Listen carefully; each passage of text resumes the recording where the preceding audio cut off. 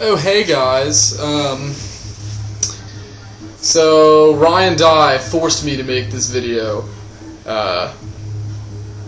Yeah. So this isn't even by my own free will, but I am very excited to show you a few things that I've picked up, including my trip to Amoeba, which I never actually talked to you guys about. But yeah, I went to California like a month ago, and we were backpacking in Sequoia National Park, and we ended up flying in and out of San Francisco. So of course I made sure that before we left we stopped by a little record store, and you can pretty much take all of like what you would imagine. Just take the best thing, pretty much what you imagine Amoeba to be if you haven't been. That's what it is. I mean, they literally took like a bowling alley and just filled it with records. And I mean, any obscure release you could possibly want, they have. Just an amazing place. So anyway, as you can tell, I'm in my my brain is a little scrambled. I'm in my new apartment down in at the University of Maryland, and it's pretty awesome. As you can see, I have my records, and that's pretty much all I needed. My room's not bad. I kind of like it, actually. Here, you can take a quick tour. As you can see, it's pretty nice. So yeah, first video in the new place, and I'm excited to show you some really awesome stuff. I don't have too much stuff to show, only 5 things, one of which is a CD. But regardless, still pretty cool stuff. So yeah, I'll just hop right into it. So I was pretty, while I'm in Amoeba, like flipping through the records, just kind of like this. I ended up finding not 1, but 2 records from an artist that you never see vinyl from in a store, ever. No matter what. No matter where you are. Unless you're at Amoeba. And that artist is Thievery Corporation. I went ahead and made the mistake of purchasing the beginning of like a mini sub-collection, one of those, 4-part series type of deals. And that's what this is. This is Thievery Corporation's, their album that takes a thief. This is part 2, and so it's only the songs, I think, 5 through 8. Yeah, I believe it's songs 5, 6, 7, and 8. 2 songs per side. So this is part 2 of the 4 LP set, which I obviously now need to complete. And it's awesome. It's so good. There's not much to the packaging. This is just like a white, jacket with the record inside, so I'm not going to bother pulling that side out because we've seen that many times. This one is extremely exciting. I didn't even know this existed, which kind of explains to you how magical this place really was.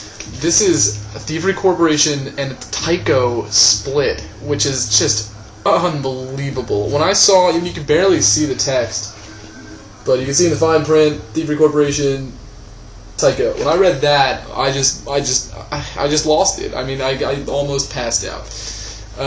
But basically what it is like the first side is a Thievery Corporation original track, and then the next song is a Tycho remix of that track, and then on the B side it's a Tycho original with a Thievery Corporation remix of that song. So awesome. I mean, really cool. Both tracks are amazing. Both remixes are amazing. It's just unbelievable. It's just like, it just brings a smile to my face. It's just one of those kind of deals where you listen to it and you just can't help but laugh at the goodness. So, amazing pickup. And then I picked up this immediately. This is the first thing I grabbed, just because I had never seen it in a store before, which is kind of sad because it's been out for a while and it's not rare by any means. I guess I just haven't been in many contemporary vinyl stores as of late. But the second I saw it, I kind of, squealed a little bit and grabbed it. This is the new Alt J album, the only Alt J album, An Awesome Wave, which is a band I have reserved the rights to be quite hipster about, because I was listening to these guys this time last year. Well, maybe not quite this early, but like October, I remember their EP, and I was blown away. I kept telling all my friends, I was like, guys, this is what would happen if Radiohead went pop. and they listened to it and were kind of like, meh, and nobody really hopped onto it until this year. Finally, all my friends got into it. But so anyway, I finally had the album, and I love the packaging. I mean, it's very minimal, which I can just kind of respect. These are like the track names, and then this is all 4 of their pictures kind of morphed together.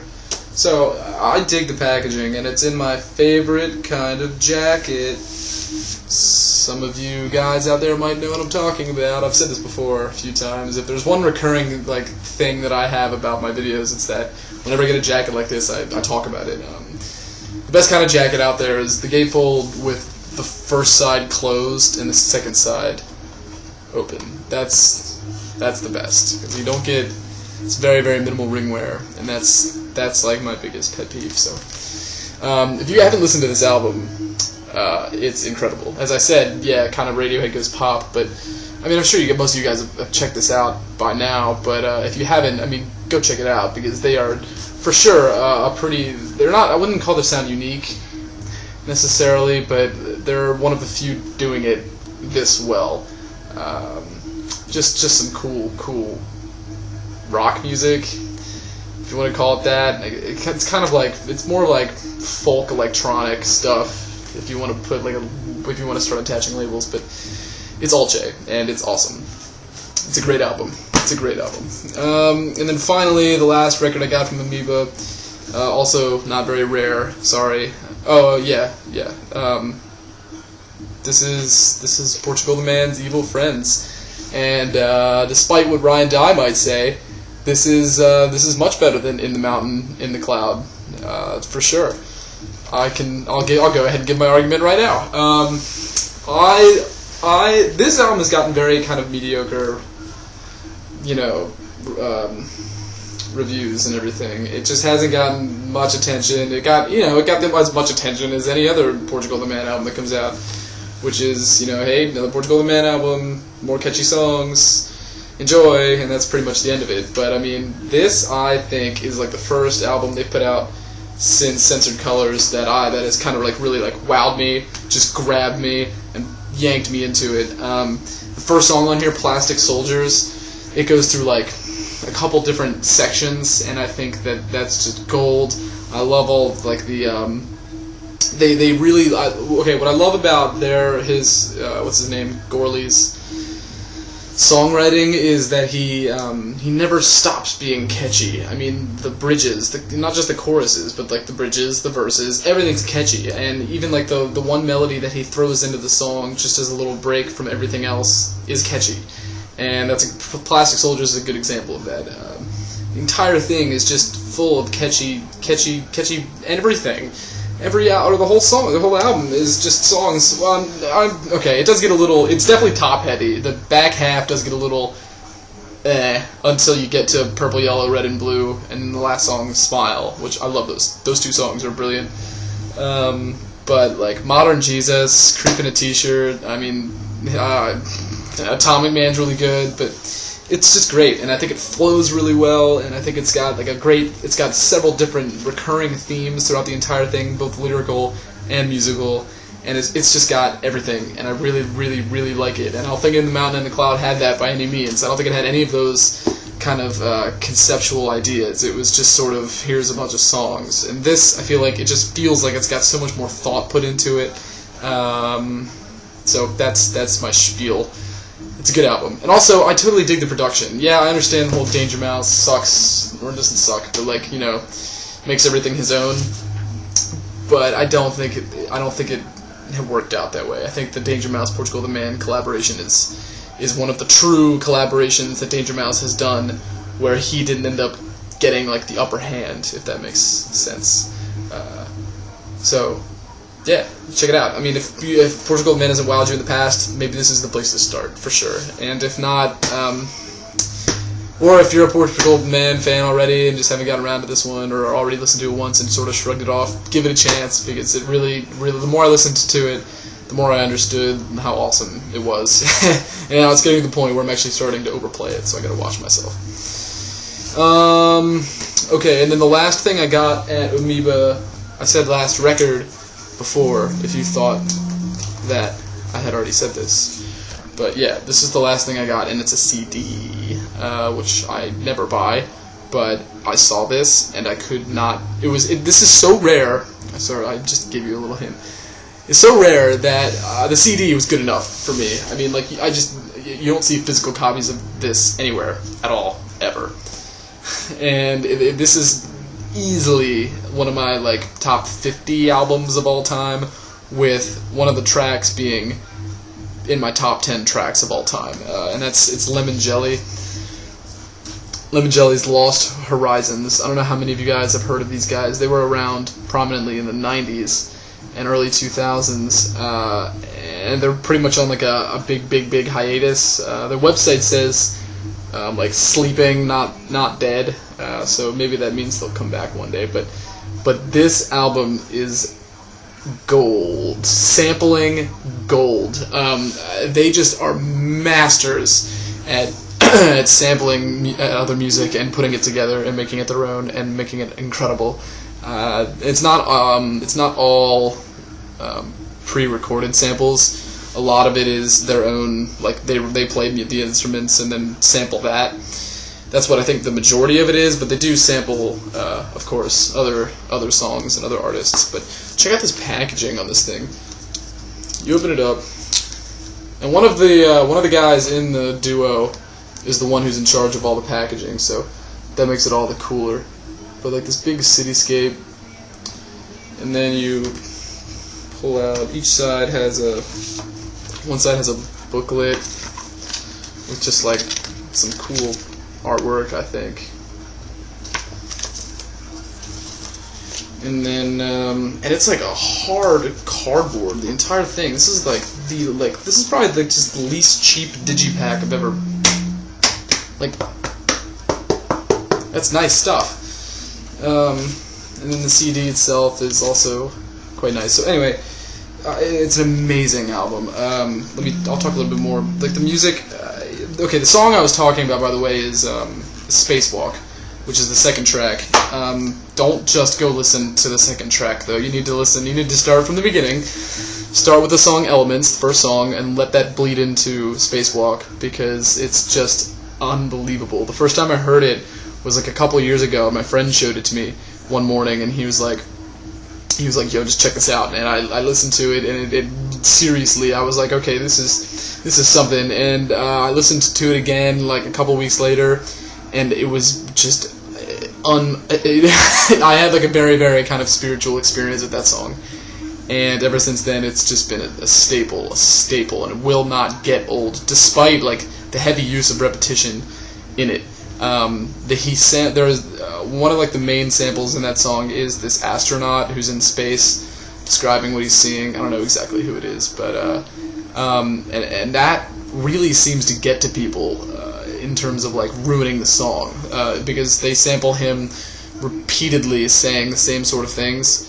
And that's, for some reason, really annoys people, and it doesn't annoy me at all. If you're going to listen to this album, you cannot be expecting to just, like, pick out a melody and listen to it. You need to be able to appreciate fully every single detail and every single layer of sound, and that's why repeated listens are so rewarding. This is an incredible, incredible album. Highly underrated in every musical world, whether it's just electronic music or hip-hop or anything. I mean, it's extremely misunderstood, in my opinion, and is just amazing. So, Lemon Jelly's Lost Horizons, check it out, okay? And even the B-sides for this album are just goddamn amazing. The song Pushy, it's on the Spacewalk single. I think it was like the B-side, but it's called Pushy. It's on Spotify, and it's amazing, and I can't believe that did not make the album cut, because that is an incredible song. Lemon Jelly is unbelievable, and they are a huge inspiration to my own musical creation, because the way they sample music is the way I would sample music, just making some of the most beautiful combinations of sound that you can ever find and put together, and that album is just a great example of that. Just some of the most beautiful soundscapes you could ever hear. Just I could talk about that album and that song for so long. Whew. Okay, enough drooling.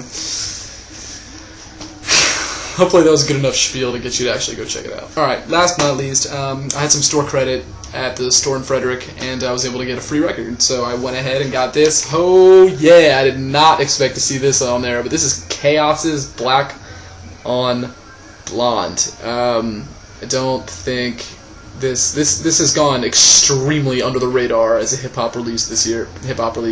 Half a hip-hop release. It's called Black on Blonde because the black side is all hip-hop, and then the blonde side is all rock music.